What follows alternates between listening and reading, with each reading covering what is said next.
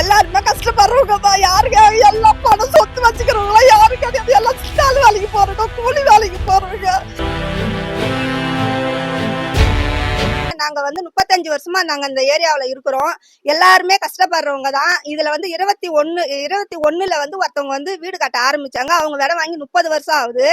வீடு கட்டும் போது ஒருத்தவங்க பிரச்சனை பண்ண ஆரம்பிச்சாங்க. என்ன ஏதுன்னு நாங்க கேட்கும் போது, இது நாகார்ஜுன இடம், நாகார்ஜுன பேர்ல பட்டா இருக்குது, இந்த இடத்த நீங்க கட்டக்கூடாதுன்னு சொல்லிட்டு அவங்களுக்கு ரொம்ப டார்ச்சல் கொடுத்தாங்க.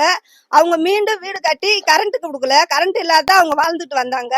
இப்ப இந்த 3 வருஷமா ரொம்ப பிரச்சனை பண்ணி அவங்களுக்கு சீல் வைக்கிற அளவுக்கு வாரத்துக்கு 4 தடவை கவர்மெண்ட் ஆளுங்க மிரட்டுறாங்க. நோட்டீஸ் வருது, 2 தடவை சீல் வைக்க வந்துட்டாங்க. அதை என்னன்னு கேட்கும் போது, அவங்களுக்கு வந்ததுதான் உங்களுக்கு, அவங்க வீட்டுக்கு வச்ச உடனே உங்க வீட்டுக்கு நாங்க சீல் வைப்போம் அப்படின்னு சொல்லிட்டு மறைமுகமாவே எங்களை மிரட்டுறாங்க. எங்களுக்கு வாழ்வாதாரம் இந்த இடம் தான். எங்களுக்கு இந்த இடத்த கண்டிப்பா காப்பாத்தி இந்த அரசாங்கம் கொடுக்கணும். நாங்க போயிட்டோம், யாருமே எங்க கோரிக்கை ஏத்துக்கவே இல்லை. நாயை விரட்டுற மாதிரி விரட்டுறாங்க எங்களை. நாங்க அவங்க கிட்ட நான் பணம் கொடுங்க, சொத்து கொடுங்க நான் கேக்குறேன். எங்க வீட்டை காப்பாத்தணும், எங்களுக்கு இந்த வீடு வேணும். நாகார்ஜுன பேர்ல இருக்கிற பட்டாவை கேன்சல் பண்ணணும்.